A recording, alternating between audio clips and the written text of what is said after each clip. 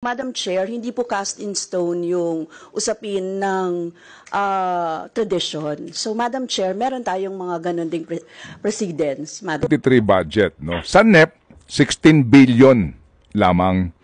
Paglabas po ng GAA, 28 billion na. 11.6 billion ang naidagdag. 2023 ha. 2024 sa NEP, 16.5 billion lang.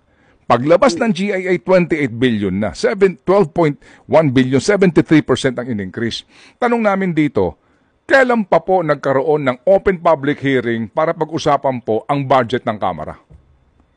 Yeah, actually yan, kasama yan sa dinidiscuss kapag deliberation ng budget. So nagkakaroon ng portion kung saan dyan ay... Kailan pa po ito? Kailan pa po ito pinag-usapan in open hearing? At who defend the budget of the House?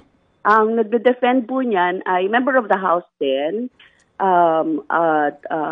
Kasama siya doon sa plenary deliberation. Pero wala ito sa committee, ma'am? Wala ito sa committee? Sa committee, wala po sa committee. Ay bakit wala sa committee, ma'am?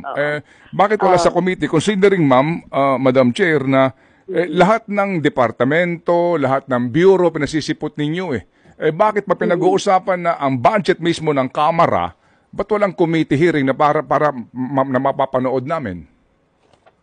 Ano po siya, kasama siya ng parang mga attached agencies din na dinideliberate. O nga no, wala po sa committee hearing yan. Anong attached agency? Anong attached agency? The House is one sole independent entity. Paano attached agency? Saan to naka-attach sa legislature, dalawa lang naman sila Senate and the House. Oo. But usually nakalagay siya sa tawag dito, sa plenary deliberations nilalagay. Hindi pero wala sa committee. Wala sa committee, oo. But is that appropriate? Actually, that has been tradition. Yun. Doon tayo pupunta. Ito yung time-honored tradition. Di ba, ma'am? Ang tawag doon, time-honored tradition po ba tawag doon? Oo, but we do not believe in it. Kami sa Makabayan, we question everything. Yes, ma'am. Opo, kaya nga po kayo doon nagpoprotesta sa Office of the President, di ba? Sabi ho ninyo, bakit to? Yeah. Bakit may parliamentary courtesy dito? Ba't may ganito? Dapat magtanong kami. So siguro kami ngayon na taong bayan, tatanong din, bakit ho sa Makabayan Block, hindi kayo mag-invoke ng ibasura natin tong time-honored tradition o parliamentary courtesy at tumawag kayo ng committee hearing sa budget mismo ng Kamara? Actually, pwede naman i-entertain yung suggestion na yan. I will ask, pwede kami mag-meeting ng Makabayan. Opo. O kaya po, mahirap itong gawin because you will be ostracized.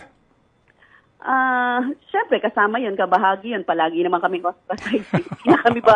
Hindi na kami bago sa TED. Ibig sabihin, kahit naman anong gawin namin, we're in the opposition. Yes, talaga yung Opo.